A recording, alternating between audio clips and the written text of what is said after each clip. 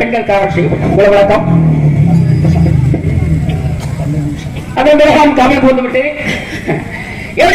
காவல் பணியாக போயிட்டமே சிறப்பாக நிறைவேற வேண்டுமென ஆதிபத்தியம். ஏன்னா தெய்வம் உள்ள அப்படின்னா மனுஷால ஒன்றுமே செய்ய முடியாது.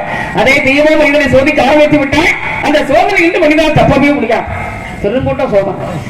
ஏன்னா வீட்டுல ஆம்பளை பிள்ளைங்களா விளையாண்டுக்கிட்டு இருந்தா பெற்ற தாயகர்களுக்கு பொம்பளை பிள்ளை மேல ஆசை வந்துடும். அதே போலதான் எங்க அப்பாவுக்கு 7 பிள்ளைகள். 7 பிள்ளையுமே அடுத்தடுத்து ஆம்பளை பிள்ளையாக பிறந்துட்டாங்க. அப்பதான் எங்க அப்பா ரொம்ப வேதனைப்பட்டாரு. ஏன்னா ஒரு பொம்பளை பிள்ளை வேண்டாமா, வேண்டிக் கொண்டா இறைவா எனக்கு ஒரு அழகான பெண் குலத்தை வேண்டும். அதனாலதான் மகன் சொல்லி ஆனந்த கண்ணீரை அமிர்தமணி சுந்தரமணி இந்த 2 பெண்களே சுந்தரமணியாகப்பட்டவள் பிறந்து விட்டேன். சரிங்க, அழகில் சிறந்தவள். சொன்னாங்க சொன்னாங்க என்ன சொன்னாங்கன்னா இந்த கடமை நான் செய்தாக வணங்கக்கூடிய முருகப்பன் எங்க இருக்கிறார்? எங்க இருக்கிறார்? திருத்தணி, திருச்செந்தூர், பழனி, வளர்மதி, சுவாமிமலை, திருப்பரங்குன்றம். போமா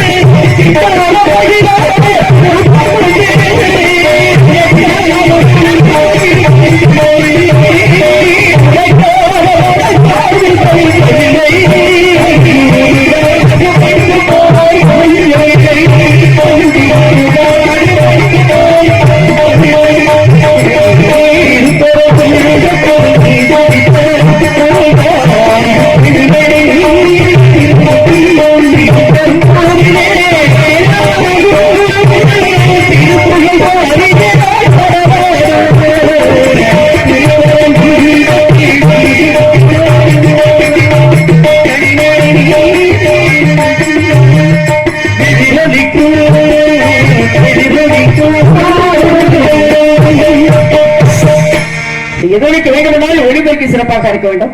ஐயப்பா ரொம்ப அருமையா இருக்கிறது, ரொம்ப சந்தோஷமா இருக்குது. ஏன்னா கலைஞருடைய உயிரோட்டமே இந்த ஒளிபெருக்குதான். இந்த சரிவில்லை அப்படின்னா ஒன்றுமே செய்ய முடியாது. ஆனா ஆண்டவர் என்றைக்கும் சோதனை கொடுக்க மாட்டாங்க. என்ன காரணம் அப்படின்னா தெய்வத்தை வணங்க வணங்கத்தான் உடம்புல நோயாகப்பட்டது குறைந்து கொண்டே இருக்குமா. சரியா? அதே போல பாருங்களே, தெய்வத்தை வணங்க வேண்டும். உலகத்தில் முதல் தோற்றம் யாரு? ஆதிபராசக்தி. அவ பிறந்த பிறகுதான் பிரபஞ்சம் என்ற உலகம். உலகத்தில் முதல் தோன்றியவள் பெண்ணாகப்பட்டவை. ஆனால் முதலிடம் கொடுத்தவை ஆண்களுக்குத்தான். ஆண் இல்லையே பெண் இல்லை, பெண் இல்லையே ஆண் இல்லை சொல்ல முடியாது. ஆண்கள் இல்லாம ஒரு பெண்ணாகப்பட்டவை எங்குமே செல்ல முடியாது. நல்ல காரியமோ இல்ல ஒரு விசேஷம் எங்க போகணும். இந்த ஆண் வந்து முன்னே போய் பெண்ணாகப்பட்டவை பெண் சென்றாத்தான் அந்த பெண்ணுக்கு பெருமை. அதே போல தலையில் வந்து வாழ வைக்கக்கூடியவள் பெண்ணுதான், தலை குடித்து வாழ வைக்கக்கூடியவளும் பெண்ணுதான். அந்த பெண்கள் யாரு? அலைமகள், மலைமகள், கைமகள், 30 தேவிகள். இப்படி அவர்கள அருள் கொடுத்தாத்தான் நம்ம நல்லா இருக்க முடியும். வாரத்துல 7 நாள், இந்த 7 நாளே சிறப்பான நாள் தானே. தெய்வத்தை வணங்கிட்டே இருக்கலாமே. சிவராத்திரி அன்னைக்கு பாருங்களேன், குலதெய்வத்தை கும்பல எங்கெங்கே இருந்து வந்துருவாங்க. நம்முடைய கஷ்டம் அந்த குலசாமியாகப்பட்டது குலதெய்வத்தை வணங்கி ஆகணும். அப்பதான் நம்ம குடும்ப விருத்தி அடைவோம். முன்னோர்கள் சொல்லி இருக்கிறாங்க. அதே போல பாருங்களேன், தமிழ்கடவுள் முருகப்பெருமான் அவருடைய கதை தான் இது. அதிகால பொக்கிஷம் நாடகக்கலை மட்டும்தான். மற்ற நிகழ்ச்சியெல்லாம் பார்த்தா 2 மணி 3 மணி அளவில் முடிஞ்சு போகும். ஆனா நாடகம் மட்டும்தான் சரியாக பிரம்ம முகூர்த்தம் 5:30 மணி. அதுக்கு மேல அந்த நேரத்தில் இந்த நிகழ்ச்சி முடியும். காரணம் நாடு செழிக்கணும், நல்ல மழை பெய்யணும் அப்படின்னு நாடக கலைஞர்கள் சொல்லக்கூடிய வாக்கு பலித்ததான். அதனால மழை பெய்தது. இதெல்லாம் ஒரு ஐதீகம். அதனால இன்றும் இந்த கலையை வைத்து பார்த்து கொண்டு இருக்கிறாங்க. சரிங்க, இது அழியாத பொக்கிஷங்கள். எத்தனை நாடகங்கள், ஹரிச்சந்திரா, சத்தியமான், சாபத்ரி, பவளக்குடி, பாமாபிஷேகம், இப்படி எத்தனை நிகழ்ச்சிகள். ஆனா இருந்தாலும் இந்த இடத்தில் தமிழ்கடவுள் முருகப்பெருமான் அவரை வணங்கத்தை நம்ம வந்திருக்கோம். அதுக்கு இடையில பாருங்க, பார்க்கணும் வந்து கிடைக்கிறாங்க. கலைந்த பொழுது அங்கே ஆழகால விஷம் கிடைத்தது. அதற்கு முன்னே அமிர்தம் கிடைச்சது. அமிர்தம் கிடைக்கும் முன்னே அசுரர்கள் பார்த்தாங்க. இவங்க வேகமா ஓடிப்போய் அவங்க அந்த அமிர்தத்தை அப்புறம் அவங்க சாப்பிட்டாங்க. தேவர்களுக்கு கிடைக்கல. அப்பதான் எம்பெருமான் ஈஸ்வரன் பார்த்தாரு. அப்பா கலை மறுமுறை கடைகளை பிடித்தார். ஏன்னா ஒரு முறை கடைந்த பொழுதே வாசிகள் சொல்லக்கூடிய பாம்பு கொஞ்சம் மயக்கமாயிருச்சு. அசுரன் தேவை போட்டு இழுத்தாங்கன்னா என்ன செய்யறது? மந்திரிகளும் சொல்லக்கூடிய மலையாகப்பட்டதை தான் மத்தாக மாத்தி இருக்கிறாங்க. வாசிகள் சொல்லக்கூடிய பாம்பத்தான் கயிறாக மாத்தி இருக்கிறாங்க. முறை கடையிலேயே அது கொஞ்சம் அசந்துருச்சு. திரும்பியும் கடையை ஆரம்பிக்கிறாங்க, அமிர்தம் கிடைக்க. அப்ப இழுக்க இழுக்க என்னாச்சுன்னா வாசிகள் சொல்லக்கூடிய பாம்பாகப்பட்டது விஷத்தை கட்சி விட்டாங்க. விஷத்தை கட்க பிறகு எம்பெருமான் ஈசன் பார்த்தாரு. அவர் எது குடிச்சுட்டாங்க, விஷத்தை அவர் குடிச்சு விட்டாங்க. தேவர்களை காப்பாற்றணும் இல்லையா? அப்பதான் ஆதிபராசக்தி பாக்குறாங்க. ஏன்னா புருஷனுக்கு நம்ம புருஷன் என்னதான் என்னவா பட்டிக்காரர் மாதிரி பேசுறீங்க? பெட்டி வாசிக்கிறவரு, மிருதங்க வாசிக்கிறவர் நேரத்தை பார்த்தீங்கன்னா 8 கண்ணு விட்டுறீங்க. ஆமா, அதுக்கு இப்படி பவரானதா போட்டு பக்கத்துல இருக்கீங்க. அப்ப என்ன செய்யணும்? தொண்டைக்கு இருக பிடித்தார்கள். காரணம் என்ன? விஷம் வந்து உடம்பு சார்ந்து விட்டால் உலகமே இருண்டு விடும். எப்படி அப்பதான் பார்த்தாங்க, இந்த விஷமாகப்பட்டது தொண்டைகள் முடிச்சாக விழுந்து கொண்டது. அதனால ஆண்களுக்கு தொண்டைகளை முடிச்சிருக்க ஒரு காரணம். அதுலயும் உடம்பில் விஷம் சார்ந்து விட்டது. உடம்பு நீல நிறமாக மாறிவிட்டது. களத்தில் விஷம் விட்டது கண்டமாக விழுந்து கொண்டு உடம்பில் நீல நிறமாக மாறியான அவருக்கு திரு நீலகண்டன் தமிழ் ஆதிபராசக்தி. அதுதான் நவராத்திரி, சிவராத்திரி, நவராத்திரி, சிவராத்திரி,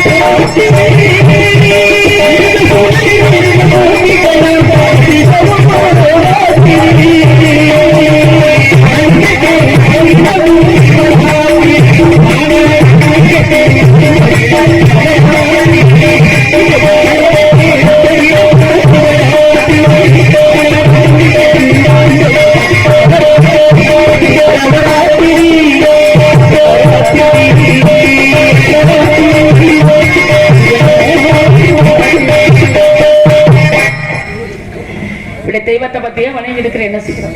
ஆண்டோட அளவுக்கு தான் எண்ணெய் பழத்திருக்கிறோம். பாருங்க, ஏன்னா தெய்வம் தான் எனக்கு துணை, வேற துணையே எனக்கு கிடையாது. பாருங்க எனக்கு என்ன காரணம் அப்படின்னா, நான் ஏற்கனவே வந்து ஒருத்தரை காதலிச்சேன். எங்க இருக்காரு அதுதாங்க தெரியல. 5 வயசுல காதலிச்சிருக்கேன். 5 வயசுலயா? அந்த 13 வருஷம் ஆகி போச்சு. ஆள் தெரியாமையா? இல்ல தெரியாம ஆள் தெரியாமையா? 13 வருஷம் ஆச்சு. 13 வருஷமா? எட்டி பார்க்க மாட்டாங்க, கேட்க மாட்டாங்க. ஆனா பாருங்க அடிக்கடி கனவுல மட்டும் மறக்காம வந்துடுறாங்க. கண்ணை மூடி தூங்கவே முடியல. தூங்குனா வந்துறாரா? தூங்குனா வர்றாரு, சும்மா வந்தா பரவாயில்லைங்க. சும்மா வரலையா? மகிழ்ல உட்காந்து பறந்து வர்றாங்க. அவர் மகிழ்ல வந்தா நான் சும்மா இருப்பேனா? நீங்க? நான் மகிழ்ல ஏறி உட்கார்ந்துகிட்டு பார்த்துட்டு என்ன ஆச்சு மயில்? உயிரோட இருக்கா இல்லையா? சட்னி ஆயிடுச்சு. கடவுளே கடவுளே சொல்லித்தான் உடம்பே போச்சு எனக்கு. இழைச்சுக்கிட்டே இருக்கிற உடம்பு துரும்பா இழைச்சுக்கிட்டே. ஏமா இது இழைச்ச உடம்பா? அங்க போகாதீங்க. ஆனா முத ஒரு எங்க நம்ம பார்த்தேன், நிறைய பூந்தோட்டமா இருந்துச்சுங்க. அது மல்லிகைப்பூ கிடையாது, மாமாவுக்கு கிடைக்கும். அவர் அனுபவமான முருகனுக்கு உயர்ந்ததே சித்தரளி தானே. போயிடுமா?